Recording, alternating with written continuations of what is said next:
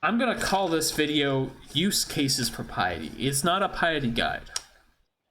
Piety can be played about a million different ways.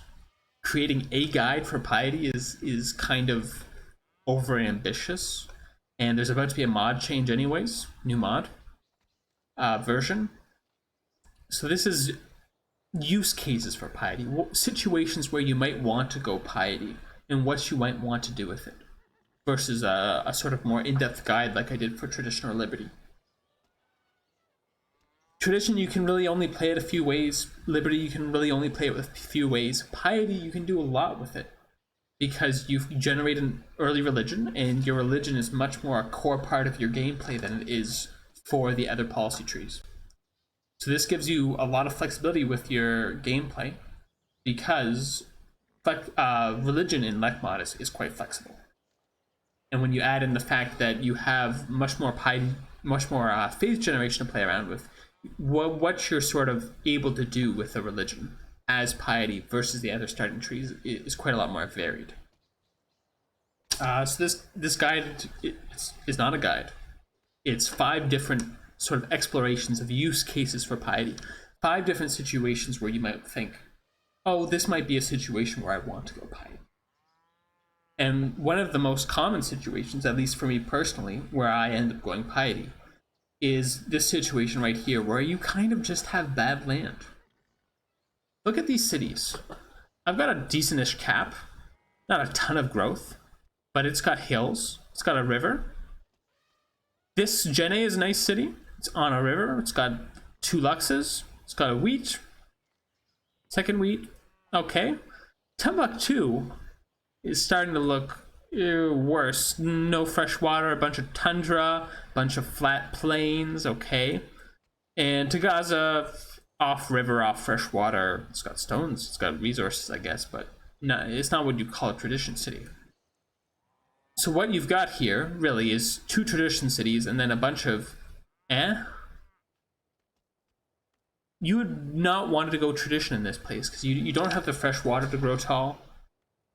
You don't have the gardens to generate great people that tradition is very dependent on. So what do you do with this bad land? Oh, you go Piety. And this is one of the main reasons people, especially better players, go Piety is to sort of salvage bad land. Piety with my Pantheon, I've got a demo Pantheon here. I get extra food on my camps. That sort of rescues me from low growth. Very important if you're playing tall Piety because you don't have the growth bonuses and aqueducts tradition has. I have a fast religion I can spread. That's got a follower production that can make up for some of the production weaknesses Piety has. I have trade routes. I have Apostolic Palace. This is a very nice 4-city game that if I was playing tradition would be very weak. Because tradition, because it leverages growth bonuses, is sort of land dependent. You need the fresh water. You need the cities with growth. Or else you can't take advantage of the growth bonuses. And you don't take advantage of the gold and happiness bonus in your cap. With Piety, I have a lot of options suddenly. With tradition, I'd be hard pressed to do anything just because there isn't the growth on this land. There is not what it would take to grow all these cities to 20, 25 pop by themselves. With Piety, I've got options. I can go a food religion. I can go a production religion. I could look towards maximizing gold as some sort of commerce play. I could look towards maximizing culture for some kind of tourism play. Out of my 4 cities, with the science from the Grand Temple, I have more science than a tradition setup. I have more culture than a tradition setup.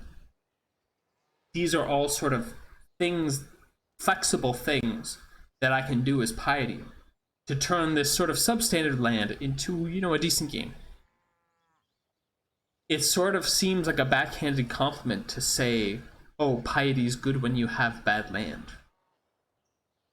But it's actually quite nice to have a way to sort of rescue a game where you might not have the start you want.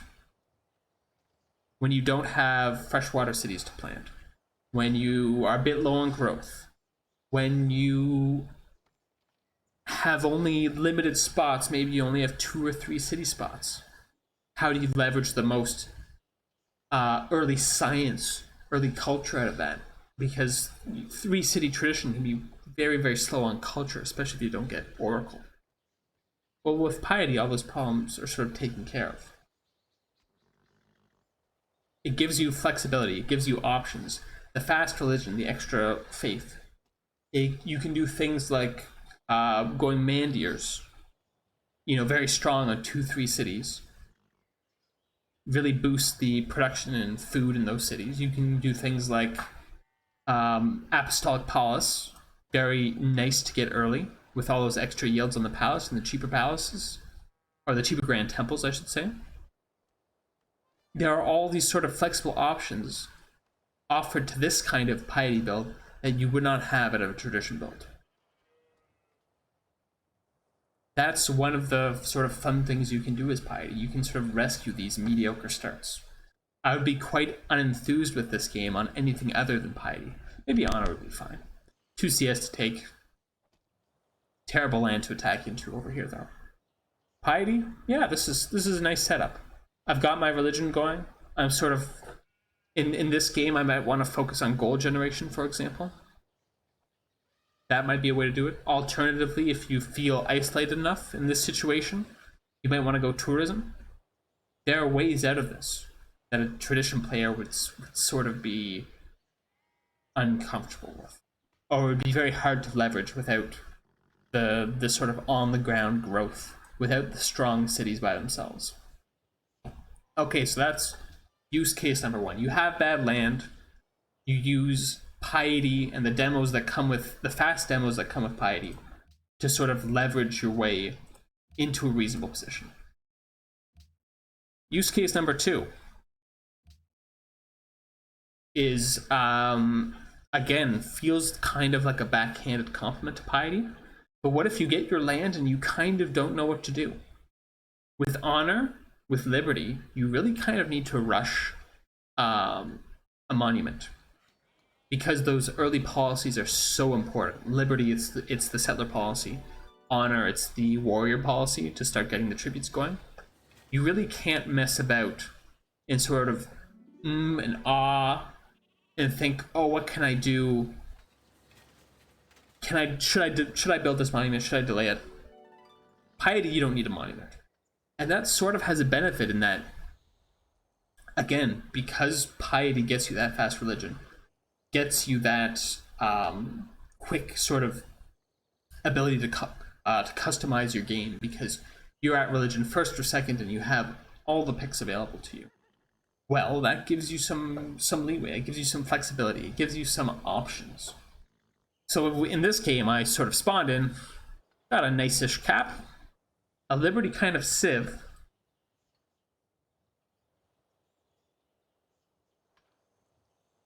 but I didn't build a monument early. A bunch of these cities are off river. You can see Antium's off river, Kumai is off fresh water. And so I thought, well, Rome is a nice civ for wide play because of its unique ability. I can go piety here. I can use, even if I go tall or if I go wide, I can use the customizability in piety to orient myself to either playstyle. So if it turned out I didn't have room and I could only plant 3 or 4 cities, that'd be fine. That I had room for 9 cities, I guess, here, then it's also fine. I pick my pantheon to fit with the situation. I can pick my religious picks to fit with the situation. And because I'm fast to my religion, fast to my pantheon, I have all the options there for me. So in this case, I've got a pretty standard wide religion going. I've got God of Craftsmen, that's 1 production every city, that's fast, makes my expands faster. I've got Happiness for every 2 cities. I've got Feed the World. I've got Religious Center, so these are bonuses to my temples. Then I've got Happiness from the Palace, Indulgences.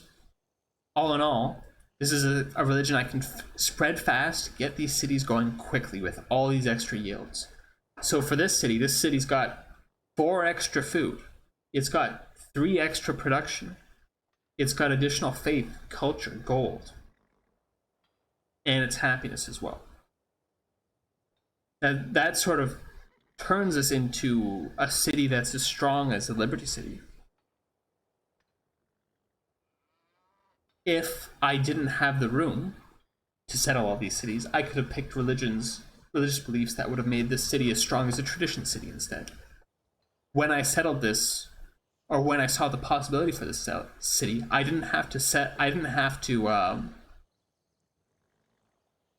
fix myself into one strategy or the other. Piety is flexible in that regard. You don't need to see all your land to pick it. You don't need to settle for a strategy immediately. One of the unfortunate things of Liberty, and as much as I love Liberty, at turn 10 or 11 when you pick Liberty, you're kind of saddled with settling or hoping to settle at least 5 or 6 extra cities. And if it turns out you don't have the room for that, or you get beaten to settlement spots, or whatever, then you put yourself in a real bind. And it makes everyone know that you're either going for combos, or you're going for expos, or you're going for some kind of early attack, which then decreases the chance of it actually succeeding. Whereas with Piety, you're not locked into one play or the other.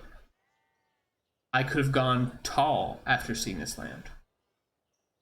I could have gone, some kind of cancer religion where I'm really focusing on aggressively spreading and getting the benefits of the spread. Instead, I went for this sort of, because I had the space for these cities, I went for a stock liberty religion. Either way, I have those options to me because of picking Piety, because I have all this faith. Okay, so that's use case number 2. You don't really know what you want. Piety gives you options. You can take it one way, you can take it the other way. Simple enough to understand. Situation number 3, and this is one of the classic sort of Piety strats that has been around for a long time.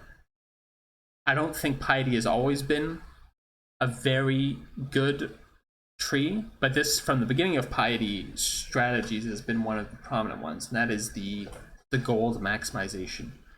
You are on a coastal civ.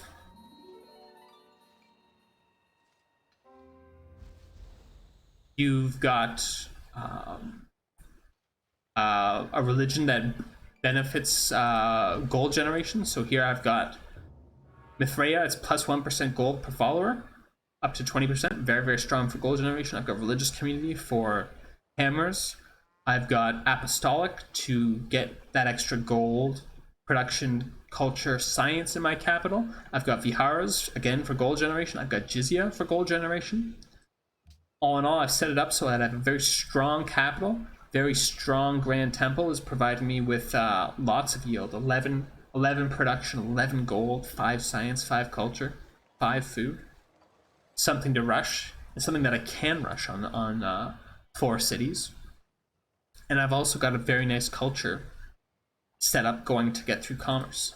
This is maybe, I think I did a video with Philippines where I called this the most annoying strategy in the game. And I say that it's the most annoying because it's really good. If you can get to that late game, this is very, very strong and very, very hard to fight against. You can see that my religion is built to produce most of the benefits of my capital. You can also see how the nature of this policy, religious tolerance, which gives you a secondary belief, a secondary pantheon in each city. In this case, it's doubling my my own pantheon, the culture and faith from fish resources. Very, very nice for culture. I've got a very, very strong cap-focused religion, and I can delay spreading to my expands to give it this doubled pantheon. Very, very nice setup. This would be a very, very strong situation towards building, one of those 4-city empires that generates 1,000 gold per turn. Well, this could even be higher than that, 1,100, 1,200.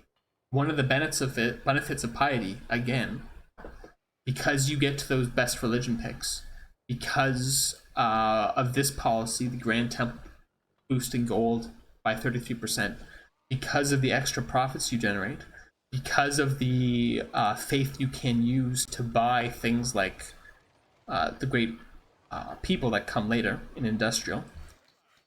There's a lot of synergies here. Other good picks might be disciples, really synergetic with a piety build like this. On a traditions setup, this would be kind of mediocre. Again, I'm missing gardens. No garden in the cap. No fresh water in this expand. These two have fresh water, but they get their gardens free instead. But having a free garden in the cap, where otherwise I would be reliant on either getting hang gardens, which is not so likely as a coastal civ, or for getting Borobudur, often contested, that's a very nice perk to get Piety here instead. To go Piety and get a garden instead. With tradition, this game might be a bit faster in terms of demographics, but that late game potential of generating all that extra gold, not as strong. That's why in a situation like this, I might pick Piety instead. This situation really doesn't lend itself to more wider play. So really you do want to limit it to 3 or 4 cities, maybe 5 at the most, depending on how strong that potential 5th city is. But it does give you that sort of opportunity to generate enough gold to make you into a strong military force late game. So this is I would call this the classic sort of Piety use case. You're on the coast, you have limited space, you can generate a lot of gold. Use case number 4. It's when you have some kind of specific thing you're going for. There is some kind of religious belief that is very, very useful to your civilization, or there is something that would really make or break your game. A classic example might be with Kilwa, you really want trade routes. So if you go Piety, you're much more likely to get the extra trade route founder belief. Okay? Here as Hungary, for example, you get extra bonuses from palaces because you have 2 palaces. So as Piety, I can pick a religion like this, where I get +4 production from the palace, +6 happiness from the palace. Because I've got 2 palaces, when I spread this, I forget where I put my other palace here. But when I spread my religion to my second palace, those benefits get doubled. So if I'm Hungary, I really, really want to get those palace beliefs, which means because they're often very contested, that means I really want to be first or second or at worst third to found my religion. And likewise enhance. How do you sort of guarantee that you're going to get those key religious beliefs? Well, you go Piety, because then you get the extra faith generation. In this case, I picked a faith pantheon. You can see I get faith and culture off my coffees here. Plus, I think I have some cotton. And I have tea. Again, that's to sort of try and stack the deck with respect to getting to those key religious beliefs that are, in this case, the palace beliefs. For other civs that benefit certain other playstyles, there might be other beliefs that have those sort of really, really strong game-affecting elements. And so you'd want to pursue that, or that would be a reason to go Piety. Again, just a use case. This isn't a guide. This isn't telling you do X, do Y, do Z. This is just examples of how Piety can be used. Examples of ways to use Piety, or situations to use Piety to make the most out of the tree. The 5th use case, which I'm not really going to go into because I think it's obvious enough, is simply when you have a Piety civ. There are civs like Madagascar, like Vatican City, particularly civs that get bonuses from great profits somehow. that are obviously just screaming to be played Piety. You know, that doesn't need a long explanation. If you're Vatican City, go Piety, figure it out. Again, Piety's flexible. It's not always the strongest, but it's flexible. The point of this video is just to try and shove you in directions where Piety is stronger than usual. Because it's always flexible. It's just what situations is it strongest? What situations would you want to pick Piety instead of some of the other options? In some respects, Piety has become a sort of pick people will go for if they don't really know what else to do, which is, again, okay because it is a very flexible tree. But it is nice to have a bit firmer idea of what you want out of the tree so that you're not going into it totally blind.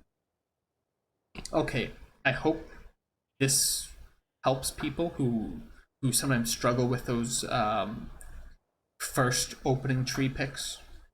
I hope this gives some ideas of what Piety is useful for. If you do, again, have questions, leave a comment. I reply to, I think, pretty much all of them. The point is to help people improve. I want people to improve. I want people to be stronger. The new mod version is coming out soon. It might come out by the time I release this because I'm always lazy and slow with these things. But there's no big upcoming changes to Piety, so that shouldn't be a big difference in how it's used.